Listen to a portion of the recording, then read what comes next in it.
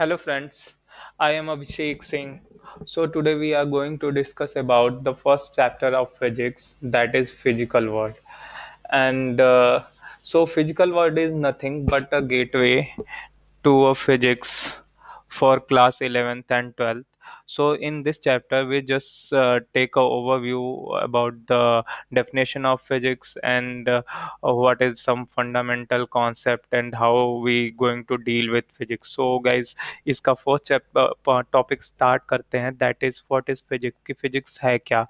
जैसा कि हमने बात किया था कि ये वाला जो चैप्टर है फिजिकल वर्ल्ड, जो फर्स्ट चैप्टर है, uh that is gateway of physics. Physics का गेटवे है, ये पहला दरवाजा है। अभी हम लोग दरवाजे के बारे में समझेंगे। अभी तो फिजिक्स के अंदर क्या है वो सेकेंड चैप्टर से शुरू होगा। बट ओवरव्यू आइडिया लेंगे हम, फिजिक्स क्या है, क्यों है, कैसे है, उसके साथ कैसे डील करना है, फिजिक्स में क्या क्या चीज़ें हैं उसके बारे में हम आइडिया ले लेते हैं। जैसे कि अगर हम किसी रेस्टोरेंट में जाते हैं तो हमारे पास एक मेनू ला के रख दिया जाता है और चीज़ों के बारे में बता दिया जाता है कि हमें ये चीज़ें खानी है, ये चीज़ें पीनी है। अ, उसके बाद हम लोग साथ उसका टेस्ट, चीज़ों के प्राइस, बाकी चीज़ों के बाद डिस्कस कर लेते हैं। तो वहीं इस चैप्टर में हम लोग करने जा रहे हैं। हम लोग आगे फिजिक्स के टॉपिक्स के बारे में पढ़ें उससे पहले हम इंडिविजुअल एक एक चीज़ों के टेस्ट, उनके बिहेवियर उसमें क्या है, उनकी उनका फंडामेंटल नेचर, उनका डेफिनेशन, इन सब चीज़ों के बारे में डिस्कस करेंगे। तो यहाँ से क्लियर है कि जो पहला चैप्टर है दैट इज़ फिजिकल वर्ल्ड, और उसमें जो पहला टॉपिक है that is what is physics. तो गाइस समझते हैं फिजिक्स क्या है। तो अगर हम लोग फिजिक्स के बारे में बात करें तो physics is a part of natural philosophy. तो फिलॉसफी क्या होती है, एक तरीके का सिस्टम होता है डिस्कस और डिबेट का, जिसके थ्रू हम लोग किसी भी चीज़ के बारे में समझते हैं। तो यहाँ पे हमने लिखा है नेचुरल फिलॉसफी है, तो यानी हम नेचर के बारे में फिजिक्स के थ्रू समझते हैं।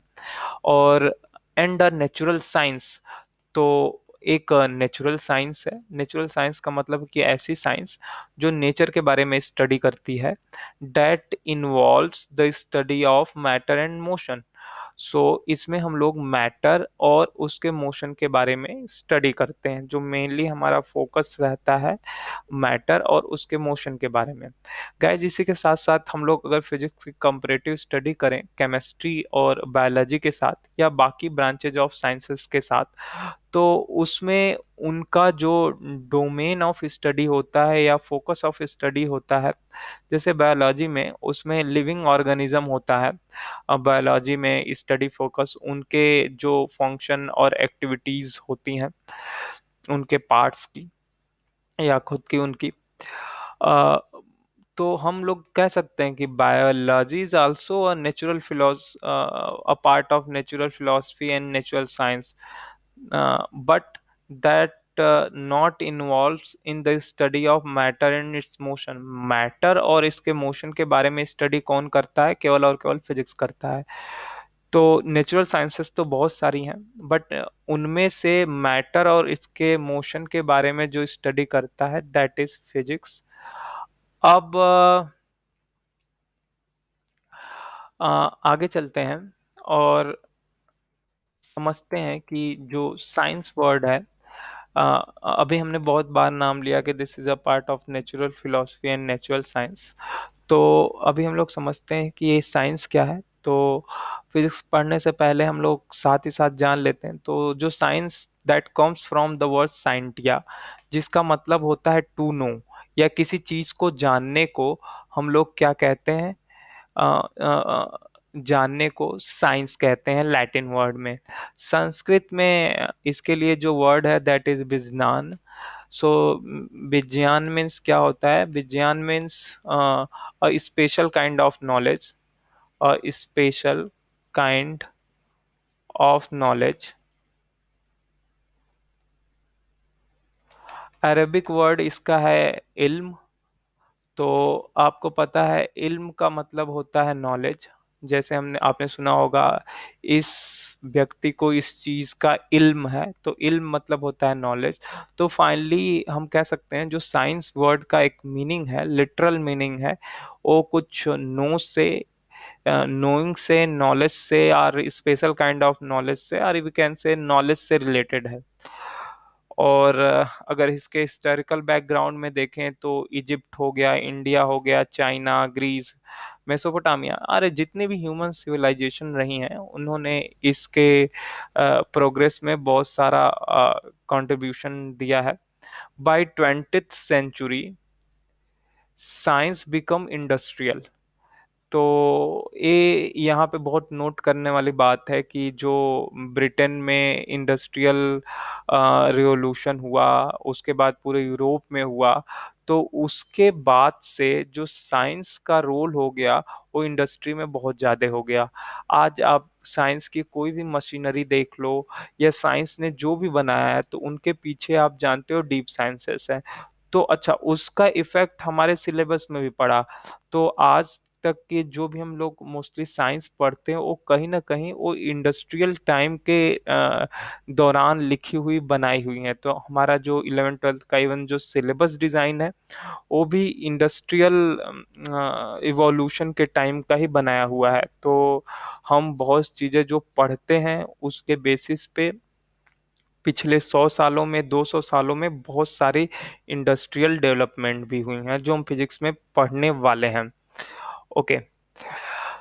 सो अगर हम लोग बात करें कि साइंस क्या है, तो finally we can say science is a name to understand the nature and use that knowledge to control and modify it। तो इसका मतलब क्या हुआ कि हम पहले तो नेचर को जानते हैं, जानने समझने की कोशिश करते हैं, फिर हम जो जान के जो उसका जो जान लेते हैं नेचर के बारे में, उसके थ्रू जो हम नॉलेज गेन कर लेते हैं, उसके बाद हम नेचर को क्या करते हैं, कंट्रोल और मॉडिफाई करते हैं। जैसे मैं आपको एक एग्जांपल बताता हूँ। हमारे इन्वायरमेंट में आपको पता है ईएम वेव बाय नेचुरल भी मौजूद ही है, इलेक्ट्रोमैग्नेटिक वेव। सनलाइट भी एक तरीके का इलेक्ट्रोमैग्नेटिक वेव है। तो हमने क्या किया, इसी ईएम वेव के बारे में हमने स्टडी कर लिया कि ये क्या चीज होती है, कैसे फंक्शन करती है, इसका फिनोमेना क्या है, और इसके बेसिस पे हमने ऑप्टिकल फाइबर बना लिए। आपको पता है कि जो भी हमारा अगर हम लोग आज देखें तो हमारी मोटरसाइकिल को देखते हैं, तो मोस्ट ऑफ द इसमें मेटल ही यूज हुआ रहता है। तो हमने फिजिक्स के फिनोमेना के थ्रू पता कर लिया कि इंजन कैसे काम करता है, और उसके थ्रू हमने क्या बना दी, थोड़ा सा मॉडिफाई करके एक ऐसी चीज बना दी कि जो मैन मेड है और नेचर में बहुत तेजी से चल सकती है। क्या मोटरसाइकिल को हमने बनाया? नहीं नहीं, बिल्कुल जी हमने नहीं बनाया। मोटरसाइकिल मेटल से बना हुआ है, मेटल को हमने मॉडिफाई किया नेचर के रूल को समझते हुए, और इस तरीके से मॉडिफाई किया कि ये बहुत तेज भाग सके। तो देखिए हमने नेचर को यहाँ पे कंट्रोल कर लिया। जो चीज़ बहुत धीमे चलती थी, नॉर्मल कोई ऐसी कोई ऑब्जेक्ट नहीं है जो इतना तेज चले हमारे अर्थ पे, लेकिन हमने नेचर को समझते हुए एक डिवाइस बना लिया, एक इंस्ट्रूमेंट बना लिया जो बहुत फास्ट चल सकता है, नेचर को थोड़ा मॉडिफाई करते हुए, और हमने इस तरीके से नेचर को कंट्रोल भी कर लिया। अब हम समझते हैं साइंस के 3 गोल्डन रूल्स के बारे में। तो साइंस का जो पहला गोल्डन रूल है, that is about explore, second is about experiment, third is about predict. अगर कोई भी साइंस पढ़ रहा है या साइंस के बारे में कोई फंडामेंटल स्टडी कर रहा है, तो साइंस को समझने के लिए हमारे पास ये 3 रूल्स को तो एटलीस्ट हमें फॉलो ही करना पड़ेगा।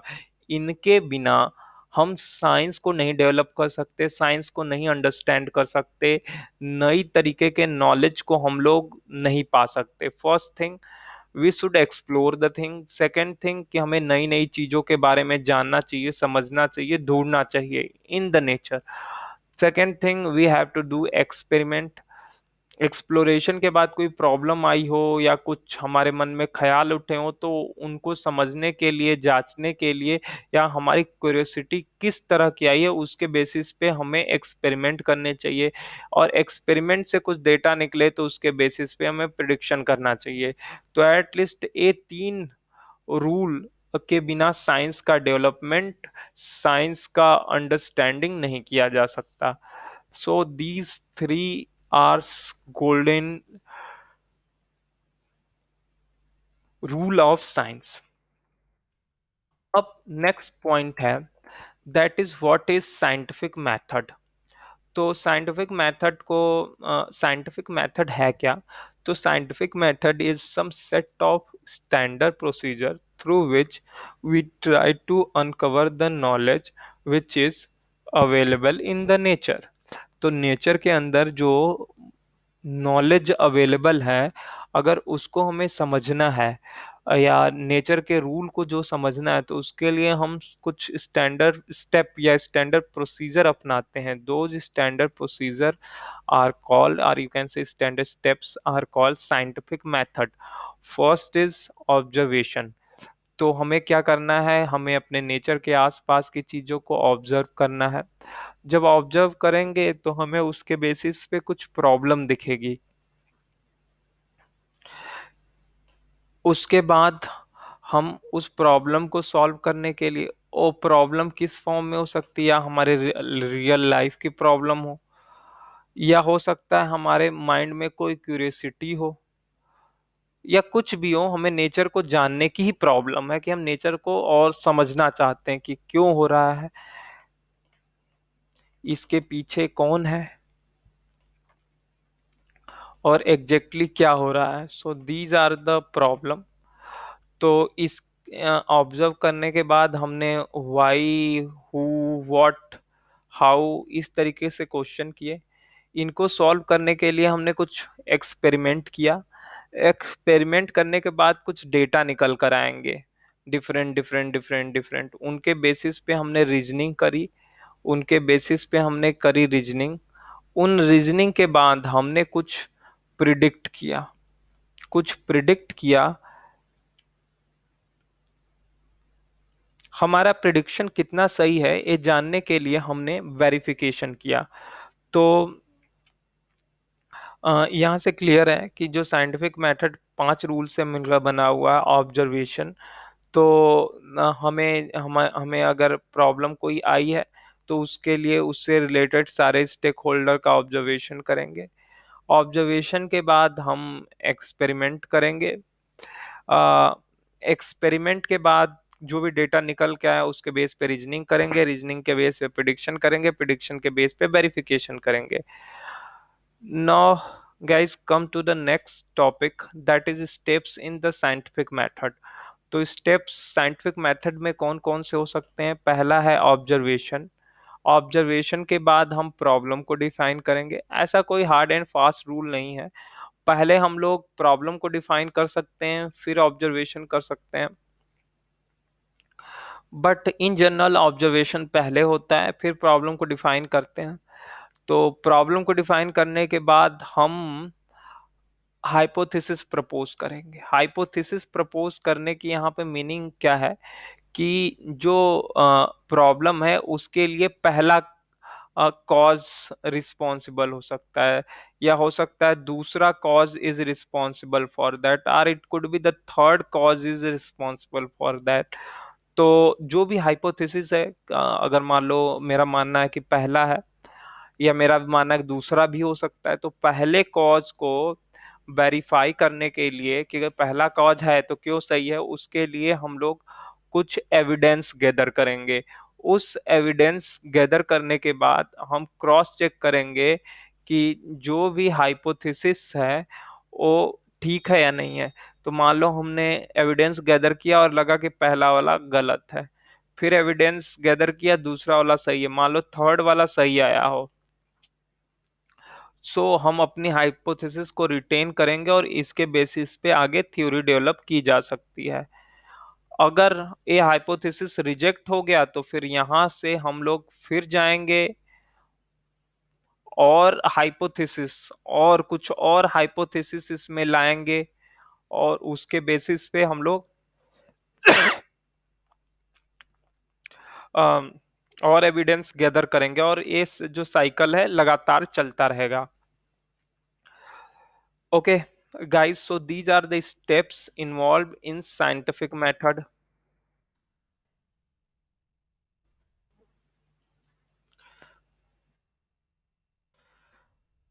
फिजिक्स, अगर फिजिक्स के बारे में हम कुछ फाइनल कंक्लूजन दें तो physics is major division of science. ए फिजिक्स को हम फंडामेंटल साइंस भी कहते हैं, कि मोस्ट ऑफ जितनी भी नेचुरल साइंसेज हैं उनका जो भी बेसिस है वो क्या है, फिजिक्स ही है। तो physics is also called fundamental science. Okay,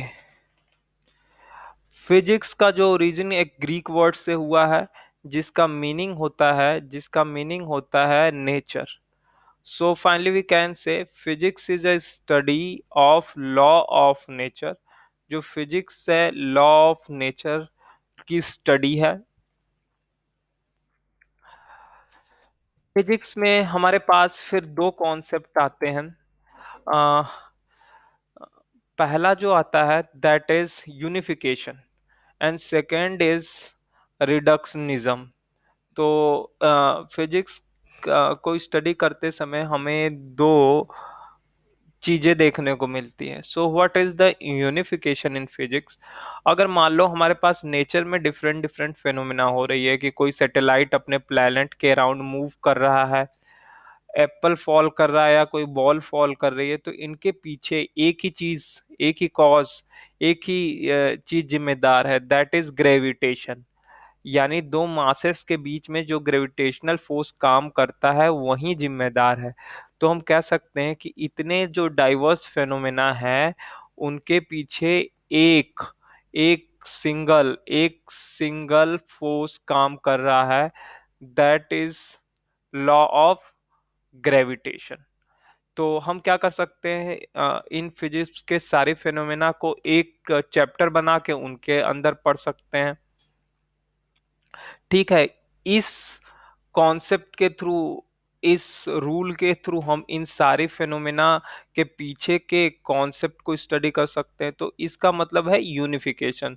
तो यूनिफिकेशन का क्या मतलब है, कि जो भी डिफरेंट डिफरेंट फेनोमेना है उनके पीछे के एक कॉमन फोर्स या कॉमन कॉज को इस्टेब्लिश करना। So this is called unification. Second is reductionism. Reductionism क्या है? जस्ट अपोजिट ऑफ यूनिफिकेशन है।